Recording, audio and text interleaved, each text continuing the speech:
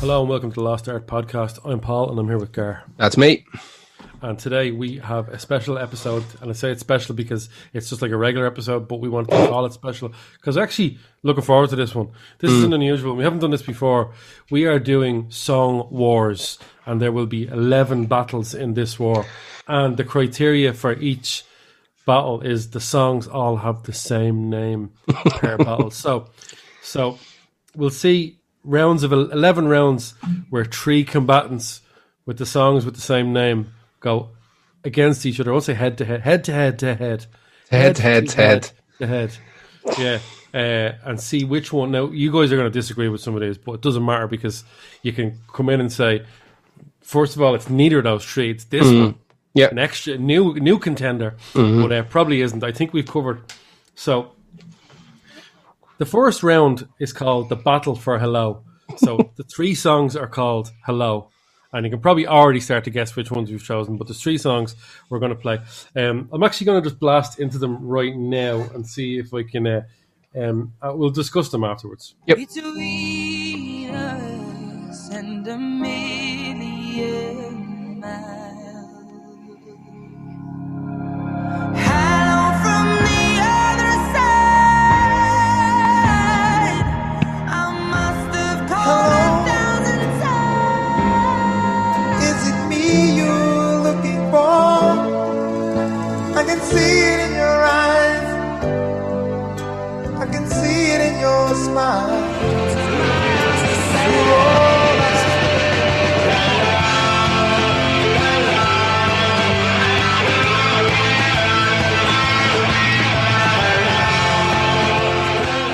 So that was obviously Adele with Hello, Lionel Richie with Hello, and Oasis with Hello. But we're asking, what is the best Hello in this round 1, the Battle of Hello? Right, straight off the bat, I suppose we'll have a little bit of a talk. This Hello by Adele is the lead single from 25 that was released 5 years ago. The title is like her age. I think it's always her age. Really? At the time. But I'm pretty sure not only does she sing on this, but she also plays drums on the song. Oh, weird. All right. There you go. Lionel Richie's Hello. Yep. This is the second number 1 song from his debut album after leaving the Commodores. So this is 1983, Can't Slow Down. He played piano on this track, but that's not really a surprise to anybody, I don't think. Yeah. And Hello by Oasis, the very first opening track the very first opening track. It can only be one opening track. The very first and last opening track from the 4 times platinum What's the Story, More and Glory from 95. It's a brilliant album, and I think it's a great intro. It's not a single, but it's a well-known song. Yes. So I'm going to try and pick my favourite of these. Yeah. And I feel like it'd be thick if I didn't pick Hello by Lionel Richie. Yeah. Because if, let's say I only heard all these 3 songs, like, first of all, I love all 3 of these songs. Yep. I think Hello by Adele is an incredible song. I really do. Oasis are not going to win this one for me. I don't think.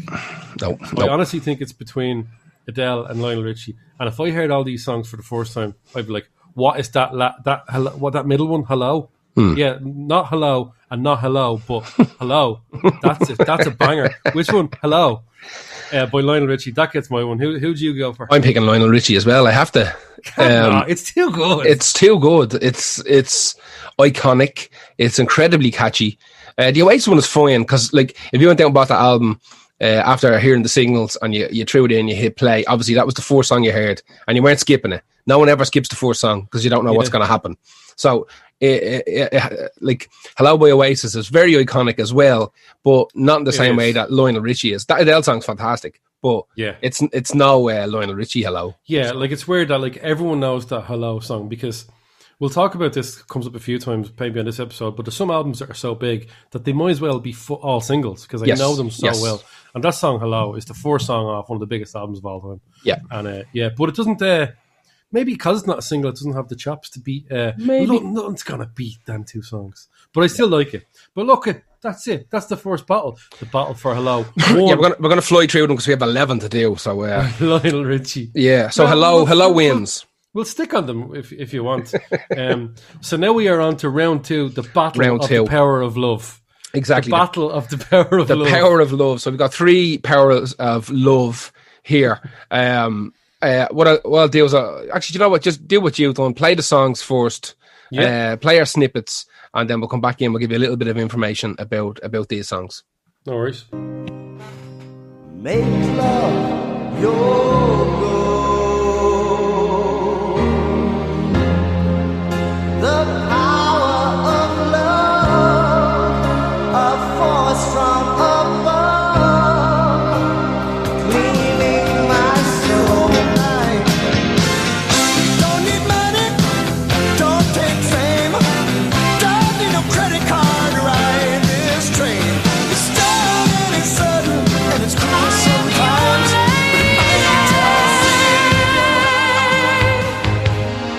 And you are my man. Whenever you reach for me. So give it to us there. Who have we got? Right, so we've got obviously The Power of Love. I'm gonna get sick of saying all these names. The Power of Love by Frankie Goes to Hollywood, which is the third single off Welcome to the Pleasure Dome in 1984. Got re-released in 1993 by Holly Johnson himself. Put out his own solo version of it, which is kind of weird. I think Jovi move. he done that. He done that a few times, I think, where he banged out his own little versions of his own songs. And then it got re-released again in 2000. It was a number one single. It was also considered to be a Christmas song because it was released kind of towards the end of November when it was right, originally released. but There's does no it reference to Christmas. No, However, it's not. However, here's the thing. The video was the lads in the band reenacting a nativity scene, and the cover of the single was like a Baroque painting of a nativity scene. So even though there's no reference to Christmas in it whatsoever, it came out at the end of November, and it had a nativity on the cover, and the video was a nativity. Yeah. So people are like, oh, that's a Christmas song. Like, you better believe it. That was our third number one single. Next one, Huey Lewis and the News. Came out in June 1985. Obviously, super famous for Back to the Future. I'm sure everybody knows the history of the Ghostbusters song and by Ray Parker being a lift of a Huey Lewis song. And then they went to Huey Lewis and they were like, "Listen, can you make us a song? Bang that out. Threw it on an album." That was their first number one hit. I think the song before that might have been like number 2 or number 3. Done all right with them, but that was definitely their first number one hit. That's like one of the biggest. Kind of when you think of the 80s, that's the soundtrack to the 80s to me anyway. It's always playing around in there. Huge. Third one is Jennifer Rush, released in December 1984.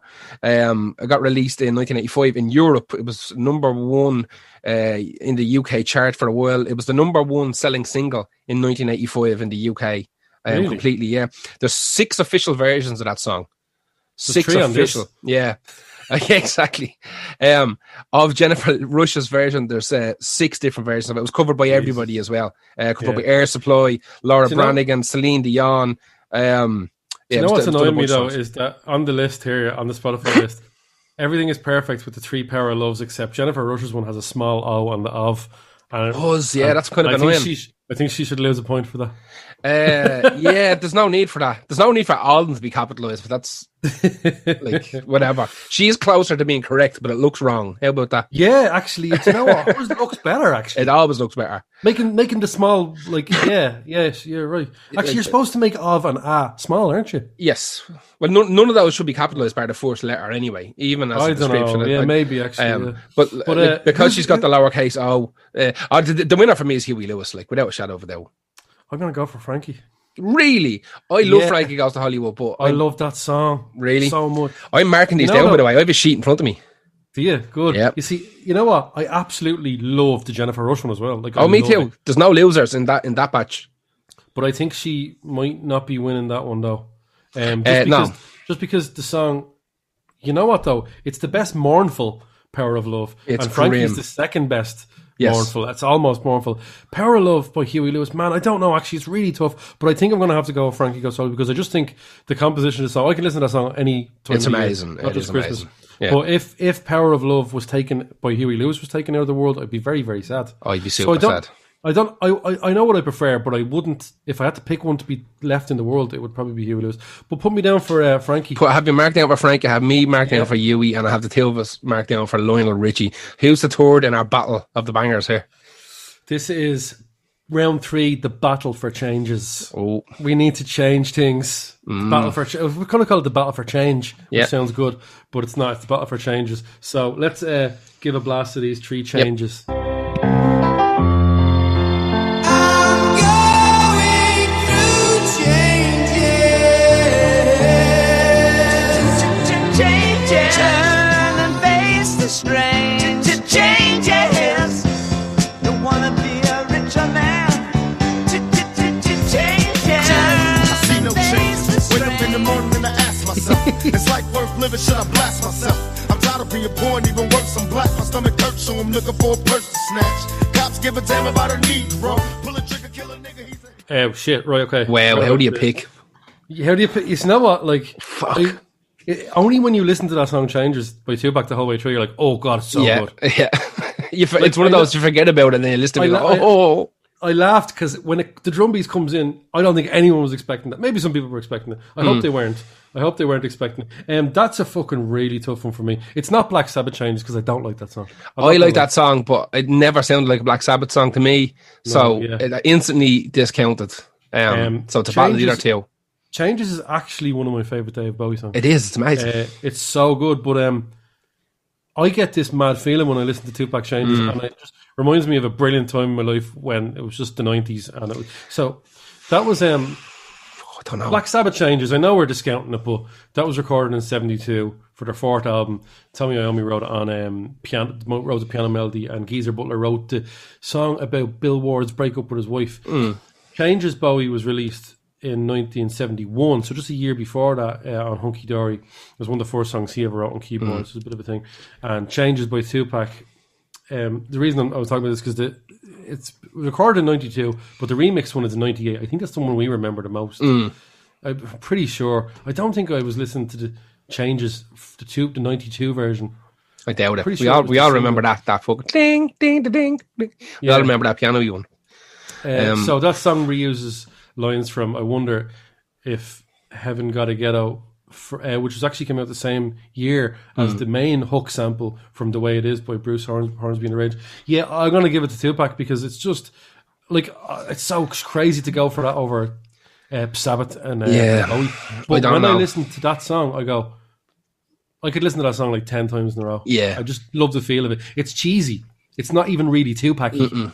It's a pop song. I don't care. I love it. I'm putting it down. I think I'm going to pick Bowie. Yeah. Just to split the difference, just so he's not ignored. If you had to pick Bowie, I would have picked Tupac. Let's put it that way. That's fair enough. That's all right. I think that's my only option right now, to be brutally honest with you. So yeah, we've got Jesus, man. This playlist is so good. If you think about it, It's like, really, it's really so good. many songs This in it. would be might even be better if you just hit shuffle. Let's put it that way. Yeah. It might even be better if you just hit shuffle, so you don't have I to think listen. there's only like literally about a couple of bad songs on it, and Yeah, and even the bad ones One- aren't that bad. no, there's one not great, and it's never going to win, but we'll get to it later. Yeah, But we'll get to that's, it. That's the battle for changes. Yeah. Round 3. What Okay. do you got for round 4? Round 4 is the Battle of Buddies. Ooh, The Battle of the Buddies. As usual, we're just going to play a few snippets, get you into the mode, get you understanding what we're going to be talking about. yep.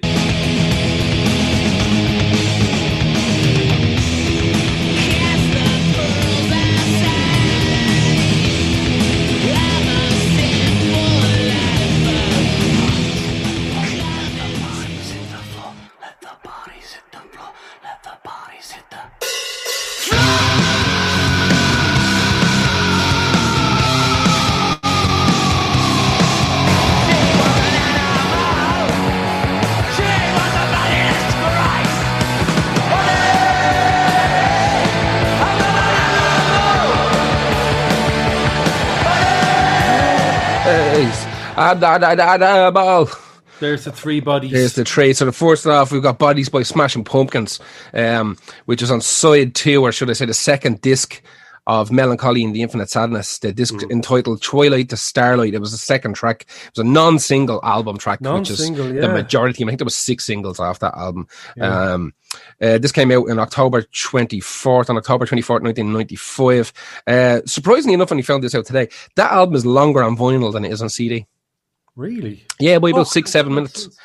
I don't know how or why. I haven't a clue. Oh, I thought you meant it came out like before on vinyl for like No, a few months. no, it was like the actual playtime is longer. There's different cuts of songs or something on the vinyl version of it than there is on Maybe the shorter, CD. wouldn't it? Usually it'd be much shorter, but no, because I think is it 6 LPs that album on vinyl? I have a bootleg of it. Yeah. The original of it is hundreds. You know euro. what? I think it's a fantastic song, right? I love it. But whenever I hear it, I get this shiver like I've done something wrong because I always went to play Drowning Pool Bodies, and sometimes I would actually drag in Bodies by Smashing Pumpkins. Yeah. and clear the floor. Clear it It's out not- altogether. Not a single. And it was like people to see walking going, and I wouldn't mind, but we'd be playing Bodies at the very end of the night because Of course. it's a garbage song, but I love Mutant it. anthem, like yeah. It's Mutant Anthem, and then you play like a non-single from the second side. Of Yeah, at the end of the night, yeah. and I'm like, oh god! Everybody And you looks get at to- You can't turn it off because you can't do that. You can't Yeah, turn it off. yeah. Once you're committed, have to- it's You over. have to ride it out. And It's then over. go on, give us a bit of info. So on these. our second one is Drowning Pool, May 2001. It was the lead single taken for their first album called Sinner.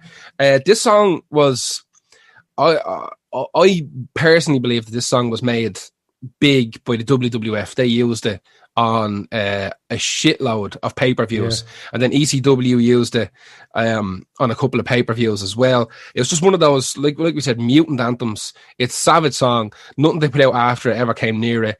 The singer died. I think they're on the like 6th singer or something now, this band. They just turned to shite. I think one of them died.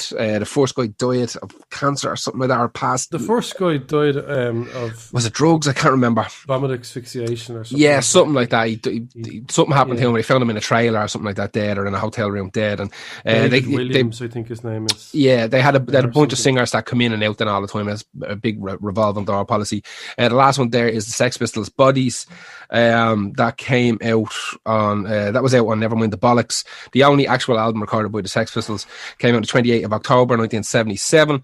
By the time Bodies was recorded, Sid Vicious had joined the band. Sid Vicious wasn't in the band before they started recording this album. He kind of came in during it.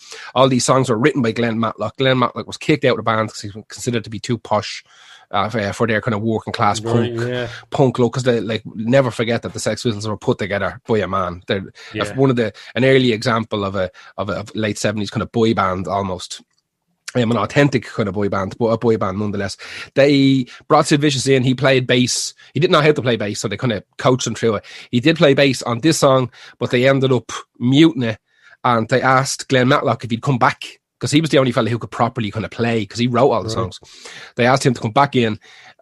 He said, I'll do it if you pay me up front in cash, and they never done it. So he didn't come in and play bass. So they asked the guitarist, Steve Jones, would you play bass on this song? So we've done it.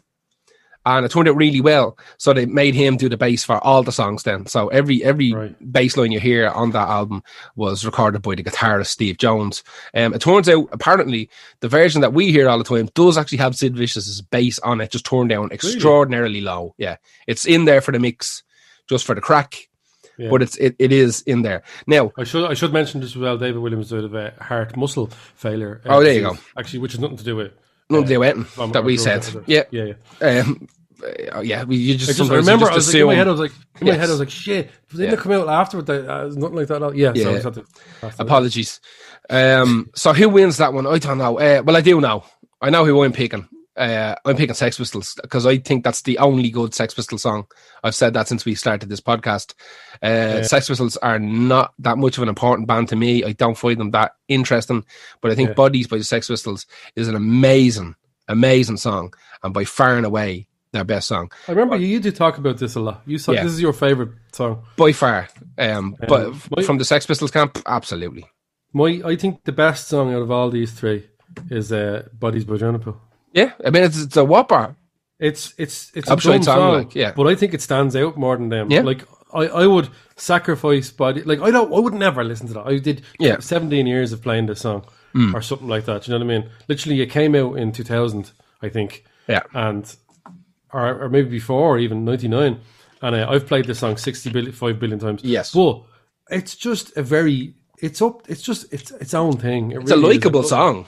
It is a very likable song. Yeah. It's silly, but man, it's fucking so what? It's like So that. are all the Queen What's that songs. other one? I Queen- will stone you, wrap my arms around. Halo Who's that? by Soil. Yeah, whatever Yeah, that song. it's Like exactly same type like that. bullshit. Perfectly fine. I like it. You know. So we're that's- discounting Pumpkins altogether, essentially. I like the song. I really like it a lot. It's probably like the coolest option to pick. Yeah. It's one of the suffers from maybe being not a single, and that's why it doesn't quite stand up for that. But it's still it's a really good song. Okay, so I'm picking Sex Pistols, you're picking Drowning Pool. Okay, so we've only got one. We've only got one that we can agree on right now. That's all right. That's all right. So we're moving on. What's the next battle? The next battle is Battle 5, the Battle for Freedom. Oh. So, right, let's get straight into it. Yeah.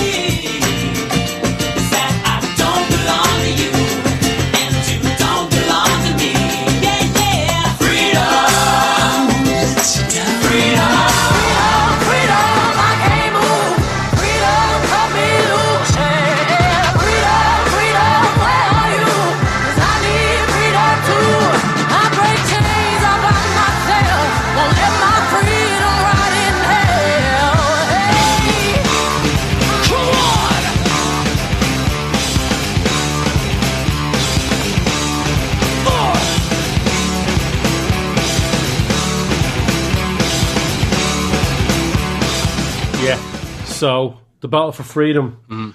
Obviously, George Michael Freedom, number one, is the one that comes to mind. Probably first for me anyway, because I'm a massive fan. Actually a fan of all these three artists. Even though it was a brand new song, do you know why it's called Freedom 90? I don't know. I was bothered me. I always thought that there was an original version of it. Yeah, and then a redo or something. That's what I thought. No, Wham have a song called Freedom, and they didn't want people to get confused by it. So it is a brand new song, but it's just called Freedom 90. Weird. Beyonce's Freedom from the 2016 banger album Lemonade, which we really like, is featuring Kendrick Lamar. It's a great song. It's a great single. Do you believe it or not? I didn't know that Freedom by Rage Against the Machine was actually a single. Was it? I don't remember any of the singles bar fucking Killing the Name of. I don't remember any of them. Maybe Bomb Track, I think it was the fourth one, wasn't it? Yeah, but I remember the actual cover of the single. That's about it. This was the fourth single, which means that Know Your Enemy and Take the Power Back weren't singles, which That's is fucking crazy. So yeah, that's another one of those albums that every song might as well be a single because it's just so well known. Those are three strong songs. Yes. I have to say, as a massive George Michael fan, Freedom's not one of my favorite songs at all. I think it's very jangly and it's grand. Yeah. It's fun. It's a really important song for him to getting away from Sony and thing.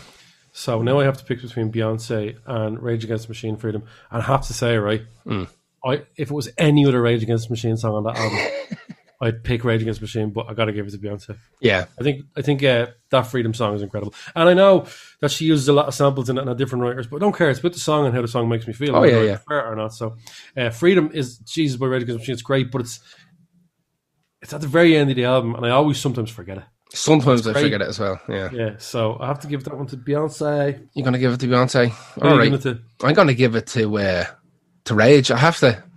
I can find no fault in that first album. I find no fault in the first or the third album, really and truly. And half of the second one is okay, but it's a bit cobbled together. There's some absolute nonsense on the second album. And Evil Empire, there's some garbage. There's some killers on it, but the killers are blatantly left over from the first sessions. You can smell it off them.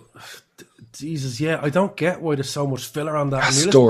And if you listen to it, like the first time I heard it, I was like, that was deadly. Yeah. Then I listened to it a few more times, I was like, actually, no, there's loads of them songs with no real hooks in them and they're not good. No, and I think like Down Rodeo and all, it's just this. There's nothing going on. It's mad painful to listen to. First album is just perfect. It's perfect. The fact that they recorded it in one go, there's footage of them just standing around in a circle playing it. How it's recorded. We've talked about this before. The first Rage Against the Machine album is one of the albums that like hi-fi enthusiasts use to balance their like hundreds of thousands of dollars worth of hi-fi equipment. Like that's how good it is. For something that was just recorded essentially live in a studio. Sonically, it's perfect. There's not a note out of place. Music-wise, it's incredible. One of the first bands I can remember hearing that. Like I bought that album with my communion money. Like that's the only thing I remember buying a basketball, a Puma basketball, and going to HMV and buying that album. You know what I mean? It's ridiculously. There's no wasted moment on that. No slack on it whatsoever. So I have to give it to Rage. I do agree that Beyonce song is fantastic. off Lemonade that we covered on Patreon. Yeah. The George Michael song is great. It's just it sounds like a song that they used to sell tampons or something. Do you know what I mean? Like it's so It's probably- overplayed. but that's one of the things in my notes. It's been used on so many ads. Yeah. It's incredibly popular, and it does represent breaking away from something. So, yeah, like you said, maybe it's breaking away from the string and going from the war side wings. Exactly. So I don't know. Yeah, look, who's the next battle? The next battle is Battle 8, It's the battle of It's My Life. the Battle of It's My Life. The battle Right. of It's My Life. So we take get it away there. Right. It's my life. Don't you forget.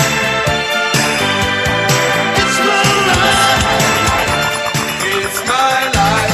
It's my life. It's my life, my life. It's my life.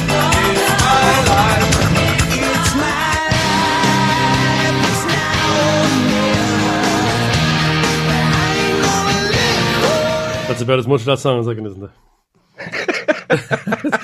No, there's a great little mix there. Actually, I'm using my DJ software. I'm only actually using the mouse. I'm not even using the proper controller, and so it's fun to get these. That's the battle for It's My Life. When I swear to God, if you're not laughing when it goes from Talk into Dr. Alban, Something you've wrong no with you. soul. Yeah, You've no something soul. wrong. It's just something wrong with you.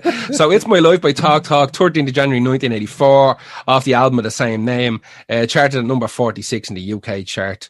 They re-released it in 1985, thinking because like loads of people talked about that album and that song in particular when it came out, but it only made it to number 46. So a year later, they were like, "Why don't we re-release it?" And like everybody loves that song, and we'll do better over it. They re-released it and they made it to number 93. It literally done like twice as bad the year that later. That band Yeah. didn't have a huge amount of luck, and they just got better throughout their career. Yeah. As well. They moved away from synth and just moved into this kind of real spacious kind of jazz kind of stuff. It's brilliant. Yeah, they're very, very good. Next is Dr. Alban from April 1992. The Nigerian Swedish singer that we've covered on a couple of podcasts before. He was training to be a dentist. He decided to he was DJing on the side to pay his way through dental school and just hit it with one of that. That song was number one in most of Europe for ages. There's 12 different singers in that song, 10 different composers. So Jesus, yeah, really? calling it a Dr. Alban song is a bit of a piss take, but yeah, Dr. Alban is the main That's vocalist on maybe it. it's like Dr. Hook. It's like a whole band. No, it's just him. It's just that pineapple head. That's it. It's just him. With his weird. Remember, for a while he had like 6 real skinny dreads just tied up and a knot hanging out the top of his head for a while with the roundy glasses. I love that song. By the way, I have to admit that Dr. Alban song, that must have had 50 different remixes. Like every remix imaginable was put on that Dr. Alban. Which one do I like the best? It's not Dr. Alban. I'm not gonna lie to you. I fucking love that Bon Jovi song. Like that Bon Jovi song. Yeah, that Bon Jovi song came out May 23rd, year 2000. Lead single from the album Crush. It was a return to the classic John Bon Jovi, the classic Bon Jovi style. Richie Sambora had the talk box out. It even had callback lyrics. He was talking about Tommy and Gina, who he talked about on Living in a Prayer in there, because he knew they were after stumbling upon some classic Bon Jovi style music here. That Bon Jovi, I suppose it's not too bad. It's not as bad as fucking Have a Nice Day. So I can't. That Have a Nice Day or that one he released about the pandemic. Like, you know what I mean? There's so much bad stuff, but that to me, It's My Life by Bon Jovi. Like, listen, I'm picking Talk Talk. I'm sure you're picking Talk Talk as well. absolutely, Like- they're one of my favorite bands, and that song is incredible. Yeah, so people we're about will probably picking know- Talk. A lot of them will know the no doubt version, but Yeah. the original is still the one for me. Great version, both great versions. Exactly. So, like for me, like I said, it would definitely be a toss up between Bon Jovi and Talk Talk. But my inner fucking hipster wouldn't allow me to pick Bon Jovi. I have to go with the cool option. It is the best option. But Yeah, that Bon Jovi song, there's something in it. There's something in it. It's I've not never bad, owned. yeah. I've I'm never owned remembering the it worse album. than it. I'm remembering a lot worse than it actually is. It's just put together really well. And once I hear that, once I hear that talk box, I'm like, Bon Jovi, man, fucking proper Bon Jovi, like. Right, who's next then? It's the battle for. It's the battle to battle or run away. Which do you do? Right, let's kick straight into it. Yeah. She ran away, and I wonder where she will stay.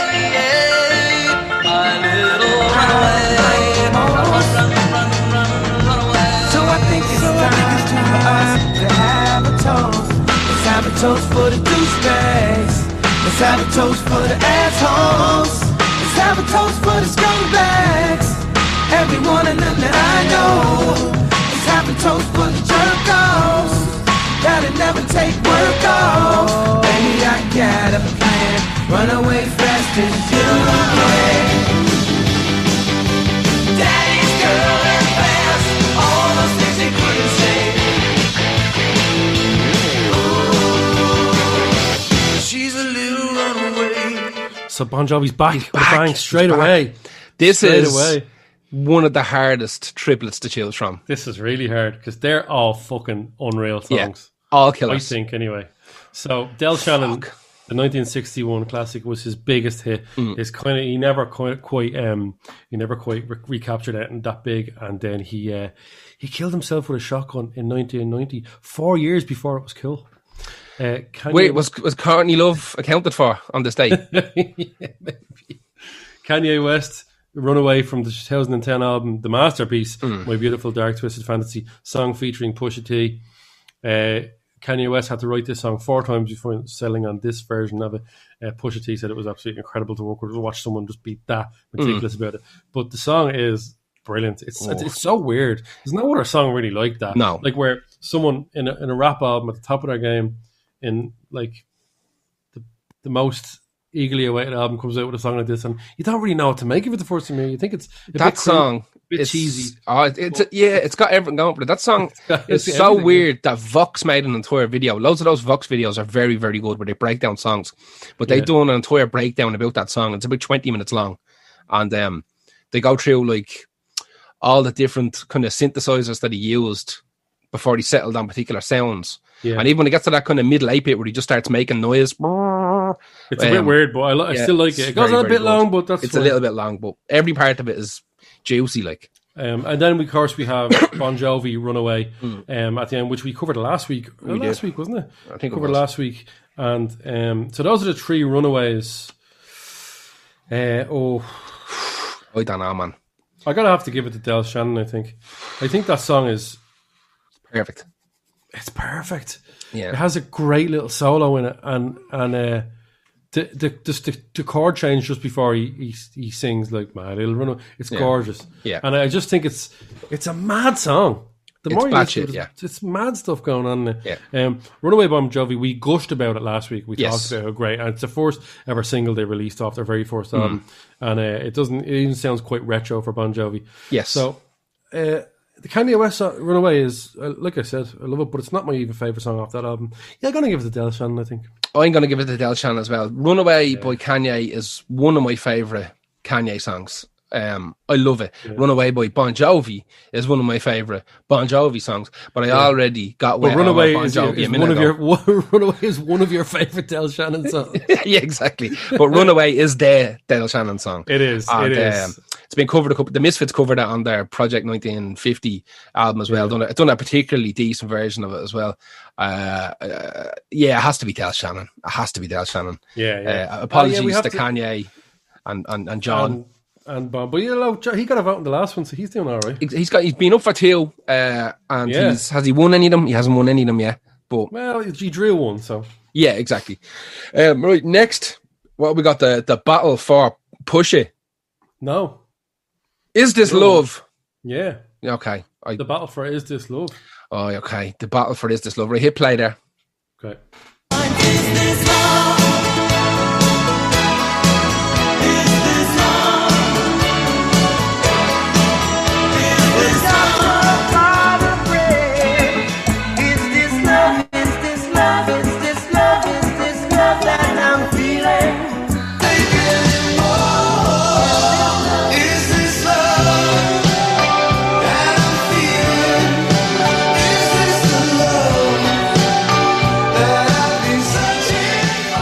Two bangers there out of 3.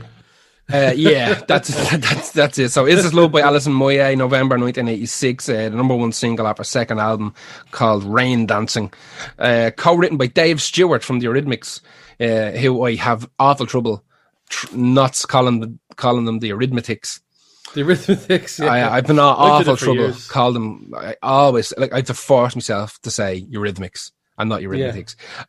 So yeah, Dave Stewart wrote that song, or co-wrote it. He done the music, and he's done the lyrics. He had to be credited as Jean Guillet to avoid label interference, because he was just kind of, apparently he was in the same studio, and I think it was Jimmy Iovine put them together, I believe. Jimmy Iovine was producer. He's a madman for that. Yeah, on Alison Moyet's album. And he said, listen, you should get together with Dave. And Dave came in, sat down, and started plonking away. He came up with that. Next, you got Bob Marley from the 1978 album Kaya, number 9 in the charts in the UK. It was It's grand. It's grand. Here's some trivia for you. It was used in the end credits of Dead or Alive Extreme Beach Volleyball in 2003, which is where it should stay. No That's interest whatsoever. That's the game where they just put mad gravitational on the hit. That's it. On the ditties, mad gravitational kind of. The rest of the bodies are mad, static, and the tits are just banging everywhere. And they're Dead or Alive started out as a pretty decent top fighter, 5, top 10 fighter games. Yeah, and then they just had this thing where they had went mad with it. It became a volleyball game because people liked the physics of the breasts. In the they game, put the same physics on the tits as they did on the ball. So you can, if you go onto YouTube, and watch the trailers and stuff, it's absolutely mental. The girls are just grunting like they're fucking taking it hard while hitting the ball. Yeah, there's no hiding what they're all about. Yeah, it is fucking grim. So it is absolutely grim. Whitesnake, 1987, second single from their self-titled album, hit number 2 in the US charts, was beaten to number 1 by George Michael with Fate. It would have made number 1 if it wasn't for Fate by George Michael. And the song was originally written by Whitesnake before Tina Turner. And they decided, no, we're keeping it. It's too good. Yeah. Who wins? I love the Alison Moyet song, but I know that it didn't beat Fate, but it wins this for me. Yes. It's, Is This Love by Whitesnake. Yes, Which is your Whitesnake. favourite? I was about to say, Is This Love? I was about to say the winner is This Love. Yeah. While looking at a butterfly. Yeah, it's definitely Whitesnake. It's an amazing song. It's an amazing song. I'm kind of sick of hearing it, but if I never heard a Bob Marley song again, I'd be happy. And I don't have too much interest in that Alison Moyet stuff. Not for me. Fair enough. But Whitesnake all the way. Yeah, 100%. Yeah. What's next then? The one I let loose. Doesn't matter. Battle number 9. They've already picked him in their heads, but we've been talking so fast they might not get a chance to think. Good. Battle number 9, the battle to push it.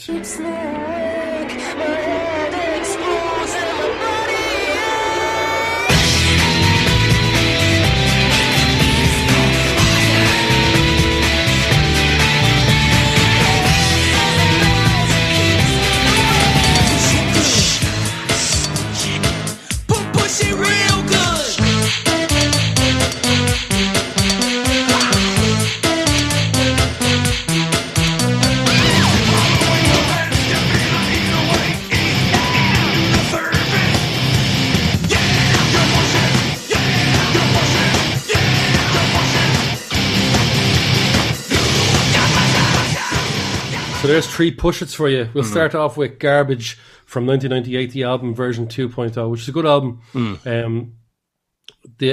Written by Butch Vig primarily, and then the rest of the guys. But it also has writing credits from Herb, Big Love, Azar, who also wrote Push It by Salt and Pepper. Jeez. Because they used an actual sample on the Garbage song, and it was deemed to use enough elements that it warranted a credit. So onto that Salt and Pepper version, they hated this song with a passion. This is from 80, I can't remember. But this is they absolutely hated it. They said that it was a pop song that undermined their rap credibility, but it just got so big that's the one that they got known for the most. And they are probably better than this song. That song. I think it's a great song. I love that song so much. I think it's brilliant. It's so well put together. So well put together. And then we have Static X, their first single from their first album, Wisconsin Death Trip, which is a fucking brilliant album. It's super. Look, Really good, Static X are just a big riff, a big deadly riff. Yeah. They're like they're like a Rammstein that people that hate Rammstein can get into. Yeah. Because I know a lot of people that for some weird reason, like, I hate them. I hate Rammstein. I'm like, okay, I sort of get it. I sort of don't. They're not particularly like likable band as a band. Their music, I think, is fucking ready. But Static X were quite likable until they found out they had a pedo in the band. They got rid of him. That's okay. Yeah.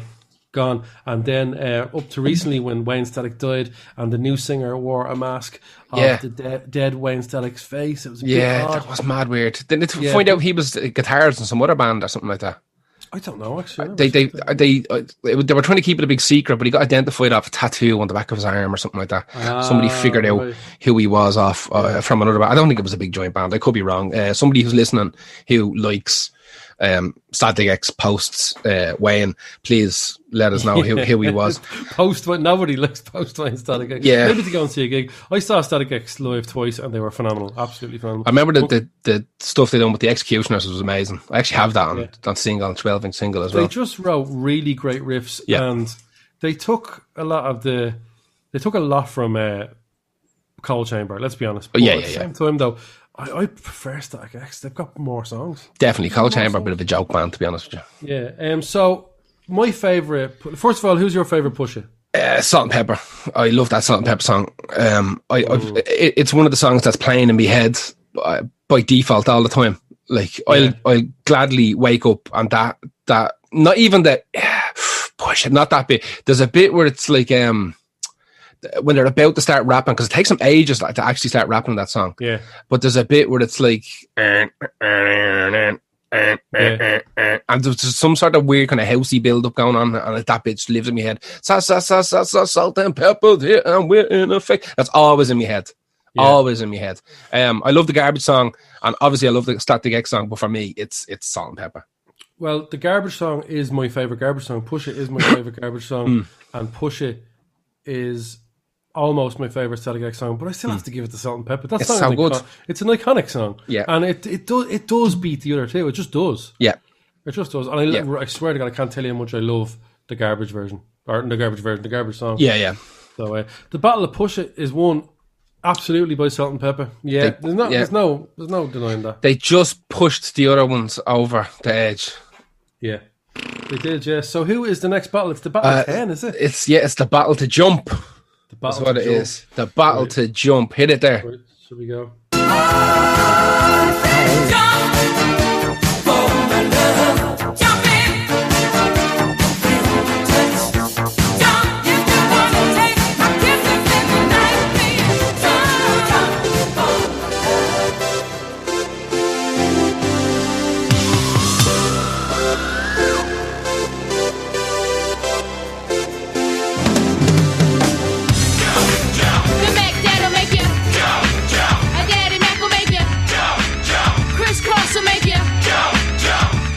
So those are our three entries, three combatants into the Battle of the Jump. So you got the first Jump by the Pointer Sisters, April 11th, 1984. The third single off their 10th album, which is called Breakout. I think they might have renamed that album to Jump, if I remember correctly. They renamed the single Jump for Your Love because of the next entry, because of Van Halen. They won a Grammy for that song as well. It's an amazing song by the Pointer Sisters. Van Halen, December 1983. It was the lead single for the album 1984, which came out in 1984. The song is dedicated to Benny the Jet Urquidez, who's, if you're into old martial arts movies, you'll know who Benny the Jet Urquidez is. He was like a famous actor. He's also a famous, I think, taekwondo and karate teacher in the States. He's done a load of martial arts, but I think David Lee Roth and Eddie Van Halen at one stage were training underneath him, and we're getting personal lessons of Benny the Jet, so they dedicated it to him because he was like one of these famous, they called him Benny the Jet because he used to do these crazy jump kicks. And apparently this song was written like 4 years beforehand by Eddie, but the band weren't into it. It took them years. That's right, he was playing around with that keyboard for a long time. And we actually covered Jump before, so go back and look at the playlist. You'll find what we'll give you all the details about Jump. Then you've got Crisscross, which came out February 6, 1992, off the first album, Totally Crossed Out, sold over 2 million copies. Has 14 songwriters, but a lot of that is a lot of that would be sample clearances and royalty rates and stuff like that. The main writer was Jermaine Dupri. He was kind of the brains behind Criss Cross. Criss Cross were Daddy Mac and Mac Daddy. Daddy Mac died a couple of years ago. Apparently he was big into drugs. Died a couple of years ago. When this was recorded, they were all 12 and 13 years of age. But they were kind of, even though they were kind of poppy and they were obviously kind of kiddie rap and stuff like that, the lads are actually quite talented and loads of, at the time, rappers are like, I can't believe them lads are like 12 and 13 years of age. Like, they're actually pretty decent. Yeah. I was mad in the Criss Cross for about 4 months when the song came out, because I was like, what age was I? 1992, was that what I said? I was 11. Prime Criss Cross territory right there. I love their gimmick, like the backwards clause. Backwards clobber, yeah. What's mad as well, if you look at a photo of what they look like, even go back 10 years, like, Jesus Christ, like the lads are in their 30s, like shaved heads because they were going bald, and it's mad looking. Because it's mental. But yeah, Daddy Mac is dead. Mac Daddy is still alive. That's I right. believe. Yeah. There was Chris Daddy Mac. And I can't remember the other guy's name. What Mac Daddy's first name was? I cannot for the life of me remember. Who wins that? It's definitely a toss up between the Pointer Sisters and Van Halen. I don't think Criss Cross are getting a nose in. I have to give it to Van Halen. Yeah, realistically, I like that Pointer Sister song, but not. I wouldn't. It wasn't too hard for me to pick Van Halen. Yeah, I think you're right. I think Van Halen are who's getting it. That song was a big song for me. I didn't listen to it when it first came out. It was 1983. I was 2 years of age. I heard it. I probably heard it around the same time I was listening to Criss Cross. And I love that Criss Cross song. It's brilliant. Oh yeah, me too. It's great. But they had great rapping chops, to be fair. Oh yeah, definitely. So I think we're going with Van Halen. I have to. Van Halen. Right, what's the next battle? I think it's the last battle. It is the last battle. And it's the battle of So What. Oh. Here we go. Every fucking where, so what? So what? So what? So what? You boring little cunt. Who cares? Who cares?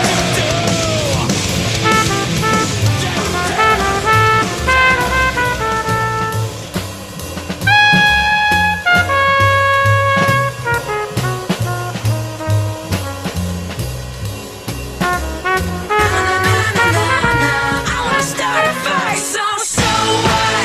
I'm still a rock star. I got my rock moves, and I don't need you. And guess what? I'm having more fun. Those are our So What picks. So we've got Metallica So What, which obviously is the cover of the Anti-Nowhere League song. There's no point in me putting that version on it when everyone knows this one. I don't know much about this Anti-Nowhere League. It's the Anti-Nowhere League. It's just, I think Metallica covered them a couple of times. They're one of those bands that are like super important in the punk world. Like they'll sell out big venues and do particularly well and stuff like that. Yeah. But they're almost like what the Misfits were like for a couple of years, where loads of big bands were covering the Misfits, and it was only through those bands that were covering them that a lot of people got into them. In mainstream people, like Metallica were definitely more mainstream than Anti-Nowhere League. They definitely helped Misfits out as well. 100%. So the song is about they wrote it when they heard two guys in the pub trying to outdo each other, and it's brilliant. The lyrics are it's over the top, and it's disgraceful.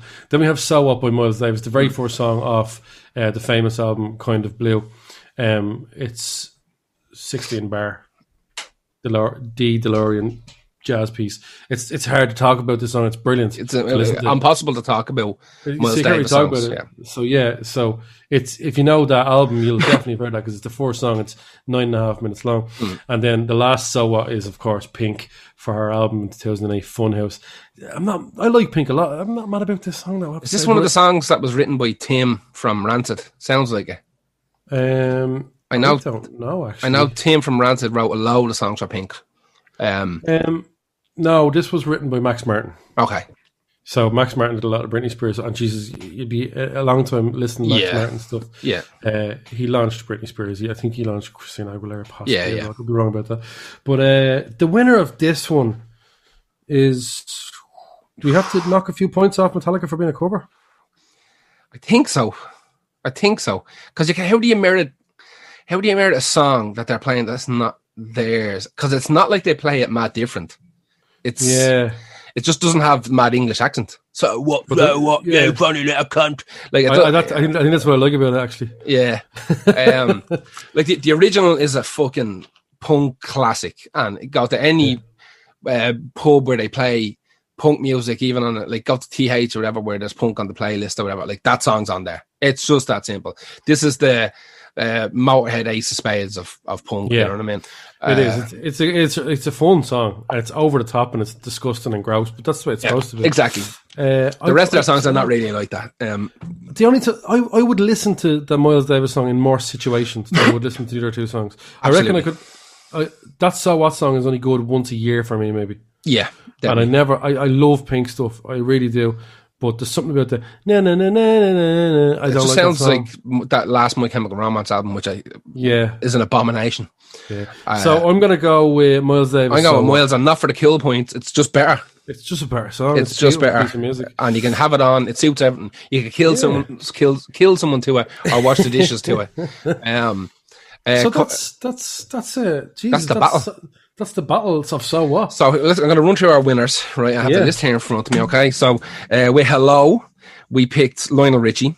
Yeah. With Power of Love, we had a tie in first place with hang on, I'll just open up Spotify here. So Frankie I got all this Goes to right. Hollywood. Frankie Goes to Hollywood and Huey Lewis and the News. Huey Lewis, Changes, we had another toy with Tupac and David Bowie.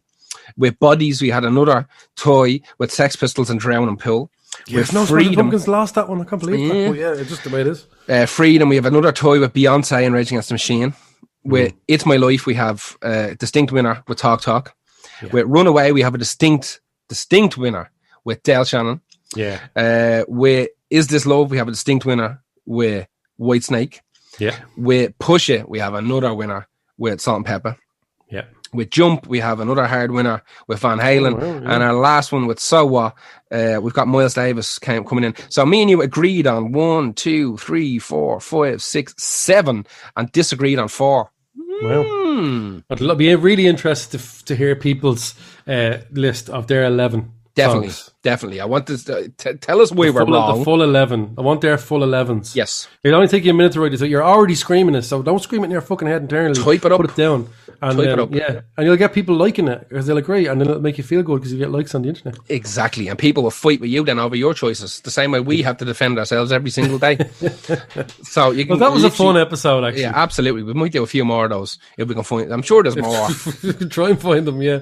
Well, I You tell might you have what, there used to might be have a break thing, break a few rules. like a little of, bit. like- Yeah, I remember back in the day with a lot of kind of late 90s and early 2000s kind of punk and hardcore and metal bands. They always had a song called Anthem. They always had a song called Walk Away, and they always had a song called Bulletproof. Like, yeah, well, do you know what we'll do? Maybe we'll have 2 songs instead of 3. Because Two might work. I think this is an ambitious one, but it worked. I think it worked quite well. definitely. And we actually ate through it in way less time than I thought we were going to. Yeah. Like yeah. way less time than I thought. I But- thought we were going to be but- here for hours. No, but I think that was the best way to do this. Absolutely. That's it for this week. Back again next that's week. If you like what we do, you go to patreon.com/Lost Art Podcast and subscribe. That's a subscription based service. That's €5 a month. Get you access to loads of exclusive podcasts and videos and loads of junk that we throw up there.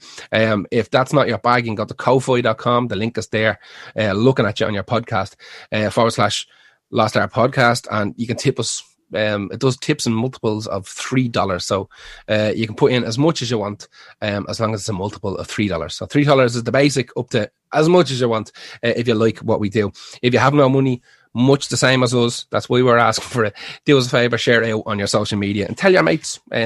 Also, if you do listen on Apple Podcasts or any podcast app that allows you to rate and leave reviews, do that. It's really, really important. And it's something that we rarely ask for, because it's some apps make it easy to do, like 5-star ratings and add reviews in, and some don't. Like I know I use one called Podcast Addict, and it's a pound of bollocks to like rate and review on there.